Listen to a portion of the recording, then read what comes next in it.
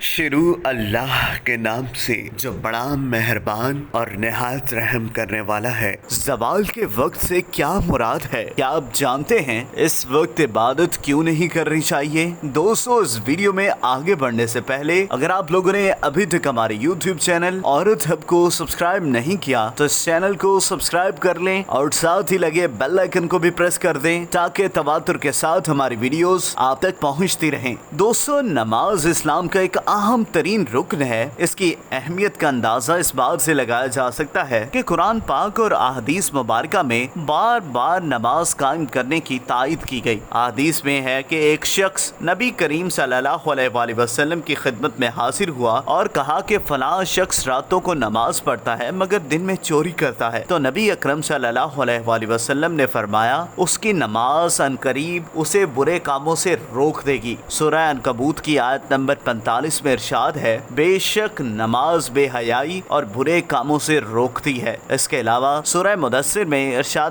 باری تعالیٰ ہے، جنت والے جب جہنم والوں سے پوچھیں گے کہ کیا چیز انہیں دوزخ میں لے کر آئی تو وہ کہیں گے کہ ہم نماز نہیں پڑھتے تھے۔ کچھ سوالات ایسے بھی ہوتے ہیں جن کا خیال تو سب کے ذہنوں میں آتا ہے لیکن اس کی حقیقت معلوم نہیں ہوتی۔ ایسا ہی ایک سوال تمام مسلمانوں کے ذہنوں میں بھی آتا ہوگا کہ زوال کے وقت عبادت کیوں نہیں کی جاتی یا زوال کے وقت عبادت کرنا کیوں منع ہے؟ کہا جاتا ہے کہ زوال کے وقت تلاوت قرآن پاک اور دیگر تسبیحات نہیں کرنی چاہیے۔ بعض لوگ اس امر میں کہتے ہیں کہ اس وقت عبادت کرنے سے جن نازل ہو جاتے ہیں، جبکہ کچھ لوگ یہ کہتے ہیں یہ جنوں کی عبادت کا وقت ہے۔ حقیقت یہ ہے کہ طلوع آفتاب، غروب آفتاب اور نزول کے وقت کفار سورج کی پوجا کرتے تھے، اس لیے مسلمانوں کو ان اوقات میں عبادت کرنے سے منع کیا گیا تاکہ کفار یہ نہ سمجھ بیٹھیں کہ مسلمان بھی ان کی طرح سورج کی پوجا کرتے ہیں۔ اس میں باری تعالیٰ کی برکات و فیوز سے کئی مسلمان آج فائدہ اٹھا رہے ہیں۔ آج ہم یہاں آپ کو اس میں باری تعالیٰ کے ایک محرب وظیفہ بتانے جا رہے ہیں جس کے کرنے والا مالدار اور غنی بن جاتا ہے۔ اس وظیفے کی بدولت کئی افراد آج خوشحال زندگی گزار رہے ہیں۔ جن لوگوں کو یہ شکایت رہتی ہے کہ ان کے پاس پیسے نہیں ٹکتے اور تیزی سے خرچ ہو جاتے ہیں، وہ افراد نماز فجر اور عشاء کی نماز کے بعد 1100 مرتبہ